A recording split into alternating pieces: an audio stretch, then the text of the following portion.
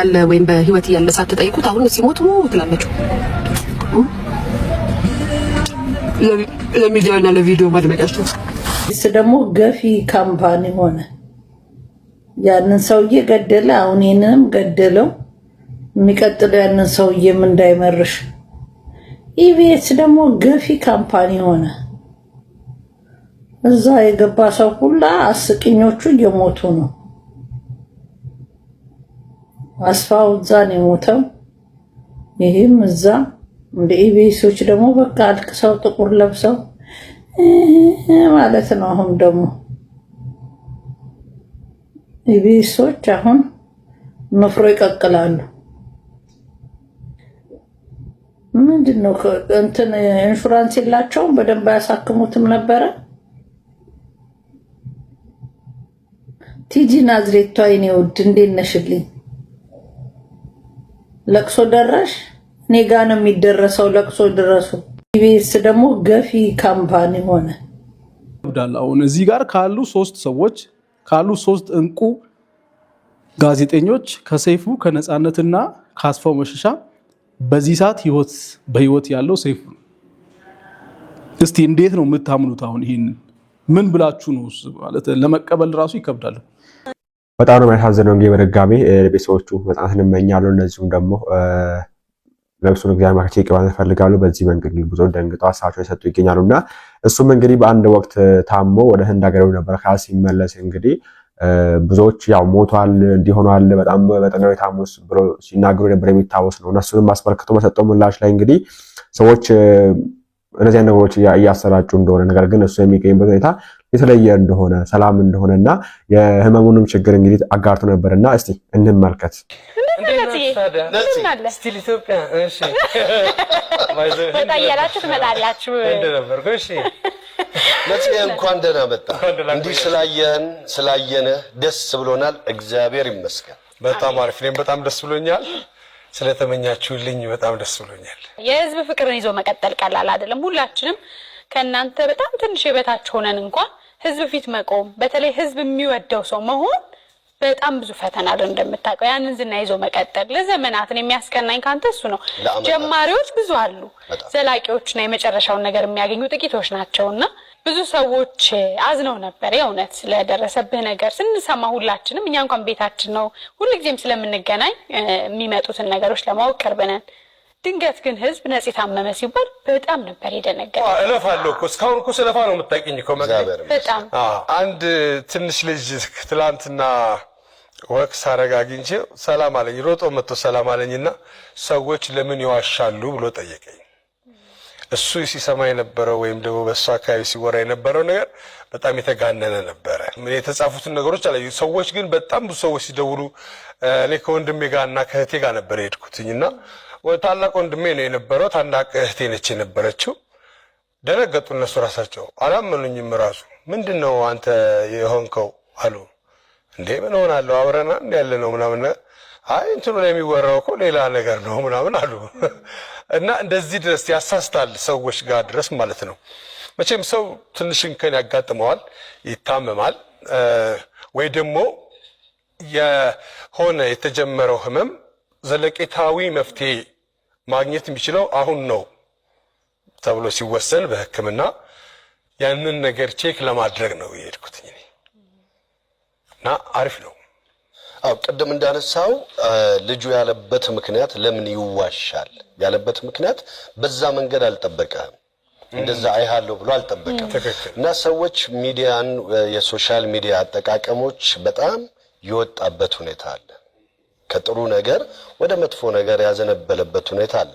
እጅግ በጣም የምንወደውን የምናከብረውን የሀገራችን ብዙ ነገር ያስተማረንን ጥሩ ነገር የሰጠንን ሰው በእንደዚህ አይነት መንገድ አይደለም ምላሽ የምንሰጠውና ከምን አኳያ ነው? ህመምስ ምንድን ነበር? እስቲ ለኦዲየንስ ግልጽ ብናደርግ። ሰዎች ለምን እንደዚህ ሰዎች ላይ ይጨክናሉ? ለምን ያንን ይጽፋሉ? ምናልባት ላይክ ለማግኘት ይሆናል፣ ወይም ደግሞ ምንም አይመስላቸው ይሆናል። አንዳንዴ ሰው ራስ ወዳድ የሚሆነው ከቤተሰብ ውጭ ስታድግ ነው። ከቤተሰብ ውጭ ካደግ ራስ ወዳድነት ያጋልጣል። ከቤተሰብ ጋር ስታድግ ደግሞ አለ የሚጠይቅ ሰው ስላለ እንዴት የት አግኝተህ የሚለው ነገር ስላለ ነው። እነዚህ ፌስቡክ እና ቲክቶኮች ደግሞ ማየት ነው። ታያለህ ምን እንደሚጻፍ ምን እንደሚል ብዙ ሰው አያነብም። ከዛ በኋላ እንትን ይላል። እኔ ወደ 292,000 ተከታይ አለኝ ኢንስታግራም ላይ። መጀመሪያ ላይ እኔ ነኝ የጻፍኩትኝ ኮሚክ ነገር አድርጌ ነው የጻፍኩት። እንደውም ህንድ እንደዚህ ለሰርጉ ላይ ነበር እኔ ግን ምናምን ብዬ ምናምን መግቢያ ትኬቱን ለሻሩክ ሰጥቼዋለሁ ምናምን ብዬ ነበር የጻፍኩት። ያንን ሌላ ቲክቶክ ሰው በጣም በጠና ታሞ ምናምን በሚል ቀይረው ሁሉም አቀረቡት ማለት ነው። አግዳብረህ ጭንቅላት ውስጥ የሆነ ነገር አንብበህ ወይ የሆነ ነገር እንትን ብለህ ምናምን ካላመጣኸው በስተቀር ስለ ሰዎች ቅንነት መመኘት፣ ለሰው ጥሩ ነገር መመኘት ከየትም አይመጣም ካላሳደከው በስተቀር። እና ስልኩ ስለፊት ለፊት አለ፣ ትገልጸዋለህ፣ ትለቀዋለህ፣ አለቀ። ከዛ ሰውን ሲባል እኔ እኮ ነኝ ያደረኩት ምናምን ትላለህ። እንደዛ አይነት ነገር ነው የሚሆነው። ልክ ትምህርት ቤት ውስጥ ተንኮለኛ ሰው ይፈሳና ከዛ በኋላ ምናምን ሲባል ከዛ በኋላ እኔ እኮ ነኝ የፈሳሁት አይነት ነው እኮ። እና የልጅነት ነገር ነው የሚሆነው። መሙ እንኳን ያው እንደዚህ ነው ምናምን ከሚባል ኦልሬዲ የመዳን ሪከቨር የማድረጉ ነገር ስላለ የፋት ሰው ውፍረትን ተከትሎ ሊቨር የሚጫን ነገር አለ። ያንን ነገር በመቀነስና እንትን በማለት ማስተካከል አለብኝ ነው። እነዚህ ነገሮች እንግዲህ ከቤተሰብ ሲመጣሉ አንዳንዴ ምናምን ሐኪሞቹ ያው በእንግሊዝኛ ስለሚያወሩ የተገባኝን እኔ ሆኜ የነገርኳችሁ እና አሁን አሪፍ ነኝ፣ ደህና ነኝ ያለሁት። ነገርየው ለሞት የሚያበቃ አይደለም። በየማሉ አሁን እኔ አሁን መጨረሻ ሲሄድ ከዚህ ነው የሄድኩት። ቀረጻ ነበረኝ። ቀረጻ ቀርጬ ነው ማታ ፍላይት የነበረኝ። ስለዚህ እኔም ራሴ ገረበኝ። በነገራችን ላይ ደስታም እኮ ስትናገር ጥንቃቄ ያስፈልጋል አይደል እንዴ? እንኳን ክፉ ነገር ሎተሪ ሲወጣ እንኳን አይታችሁ ከሆነ መጀመሪያ ቁጥር 4 ከዛ 2 ያለ ሰው ያለ የተዘጋጀ ነው እንትን የሚለው ተታታታ ቢል ሰው ድብን ነው የሚለው ሳታጣጥሞ። ለዚህ ነው የሆነ ሂደት ይኖረዋል። ምንም ነገር ሂደት ይኖረዋል። ለዚህ ነው ዳዴ ብለን የምናድገው እኮ።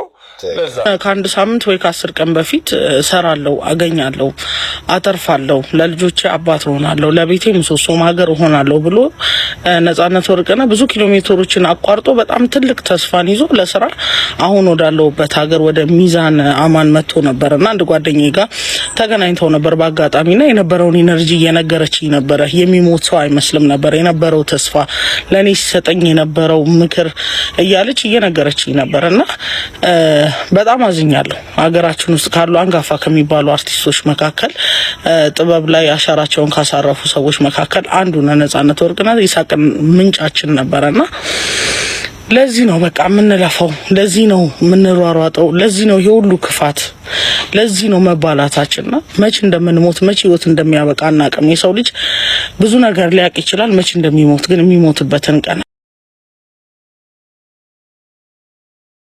አያውቅም። ይሄ ለቤተሰቦቹ ለኛም በጣም ዱብዳ የሆነ ዜና ነው። በጣም አዝኛለሁ ከልቤ ለቤተሰቦቹ፣ ለባለቤቱ፣ ለልጆቹ፣ ለሱ ወዳጆች ለሆኑ በሙሉ እግዚአብሔር ሰጣችሁ ስል ነው የመጣሁት። በጣም አዝኛለሁ። ነጻነት በገጠመው ነገር በጣም አዝኛለሁ። ወጣችን መልፋታችን ክፋታችን ገደብ እናደርግለት። በቃ ሲበቃ ይበቃል። ሁላችንም ያንድ ቀን ነንና አሁንም በድጋሚ ለኔ ብቻ አይደለም ይሄ ነገር አስደንጋጭ የሆነው መሰለኝ። ነጻነት ወርቅነህ አርቲስት ነጻነት ወርቅነህ መሞቱን ሰማውና በጣም ነው የደነገጥኩት። በጣም ስላችሁ በጣም ነው የደነገጥኩት። እኔ ትወና እንደወድ ካደረጉኝ ሰዎች መካከል አንዱ ነጻነት ወርቅነህ ነውና በጣም ከልጅነቴ ህልሜ ከነበሩት ነገር አንድ ቀን ከሱ ጋር የሆነ ነገር መስራት አግኝቼው እንደምወደው መናገር ነበርና እዚህ ደረጃ ደርሼ ዛሬ ላይ ኢንተርቴይንመንቱ እዚህ ሚዲያው ላይ እየሰራው እድሎች ነበሩኝ አግኝቼ እንደምወደው ለመናገርና ምን ሆኜ እንዳልተናገርኩ አላውቅም። አንድ ቀን ሰላም ሳልለው እና በጣም በቃ እሱ በሚሰራው ስራ በጣም ትልቅ መነሳሳት ፈጥሮብኝ ትወና ለወድ እንደቻልኩም ሳልናገር ህይወቱ ማለፉን ዛሬ ሰማ በጣም ደነገጥኩ። እኔ እንጃ በቃ በጣም ዛሬ አዲስ አበባ አይደለሁምና ምናልባት በመጀመሪያ ጊዜም ለመጨረሻም ጊዜ ቀብሩ ላይ መገኘ ይመስለኛል።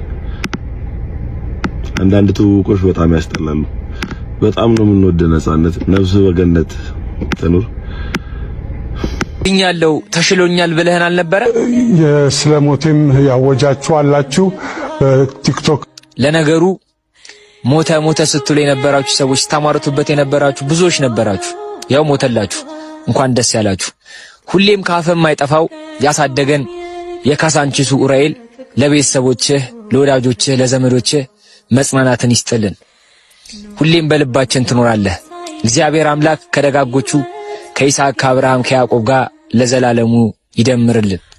ሁሌም ከልባችን ትኖራለህ። ሌጀንዳችን እንወድሃለን። ነጽዬ መንገድም ላይ ነጽ እንጀምር የሚሉ ሰዎች አሉ። እችን እንኳን ይዘው ማለት ነው ሁላችሁም ትመጣላችሁ ሲላና እኔ እንደ ስቀልድ ይመስለዋል። እኔ የወሬ ልጅ ነኝ ስልና ሰው ማለት ዝም ብዬ ለማለት ይመስለዋል።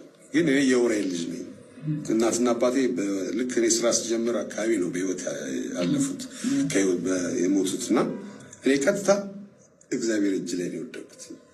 እግዚአብሔር እኔን በሳቅ እና በደስታ ለሰዎችም እንድተርፍ አድርጎ ስሙም እንዲጠራ ሆኜ እነዚህ በጣም ነው የምንወደስል እኔ እግዚአብሔር ይስጥልኝ እላለሁ። በዚህ የእግዚአብሔር ስም እንዲጠራ የሆነ ይመስለኛል እና የእውነት እግዚአብሔር ለእኔ ትልቅ ነገር አድርጎልኛል። ትንሽ በቴሌቪዥን ወይም በቲክቶክ ስትመጪ ታዋቂ ትሆኛለሽ። በዛኛው ቦታ ግን የነበረሽን ስራ ማንም ሰው ላያውቅልሽ ይችላል እና እንደዛ ነው። አሁን ዩቲዩብን እና ቲክቶክን የሞሉት ሰዎች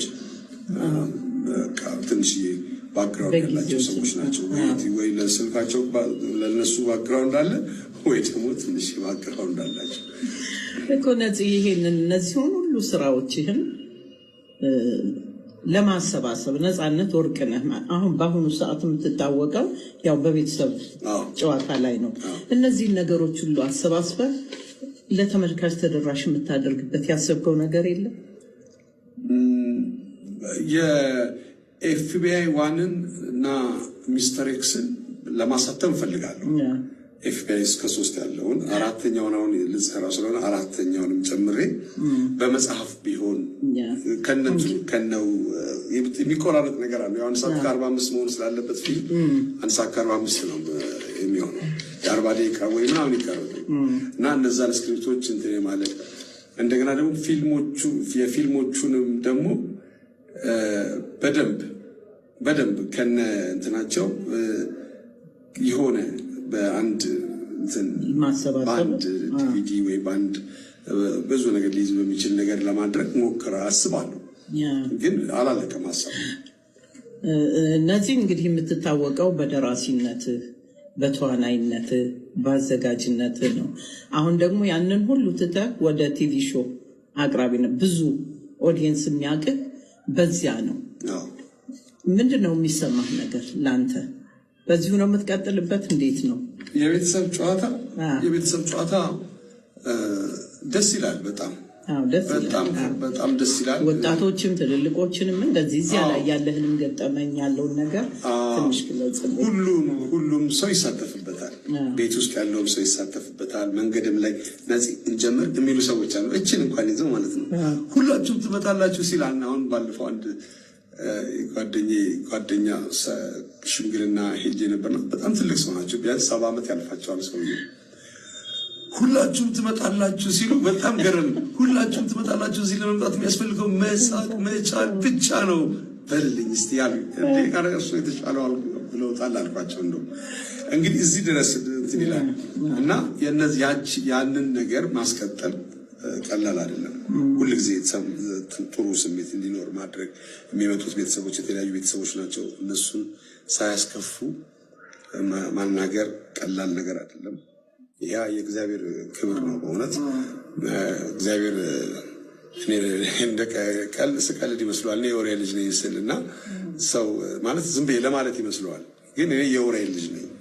እናትና አባቴ ልክ እኔ ስራ ስጀምር አካባቢ ነው በህይወት ያለፉት ከህይወት የሞቱትና እኔ ቀጥታ እግዚአብሔር እጅ ላይ ነው የወደቅኩት። እግዚአብሔር እኔን በሳቅ እና በደስታ ለሰዎችም እንድተርፍ አድርጎ ስሙም እንዲጠራ ሆኜ እነዚህ በጣም ነው የምንወደስል እኔ እግዚአብሔር ይስጥልኝ እላለሁ። በዚህ የእግዚአብሔር ስም እንዲጠራ የሆነ ይመስለኛል እና የእውነት እግዚአብሔር ለኔ ትልቅ ነገር አድርጎልኛል። ቀልድና ጨዋታ በጣም የገነነ ነው የምትታወቀው። ከምንም በላይ በጓደኞችም በተለያዩ ሰዎች ላይ በቀልድና ጨዋታ ነው። የቤተሰብን አስተዳደግ ስናስብ በጣም ኮስተር ብለው ለምንድነው በዚህ መስመር ሄድከው ምናምን እያሉ እናትም አባትም ይታገሉህ ነበር።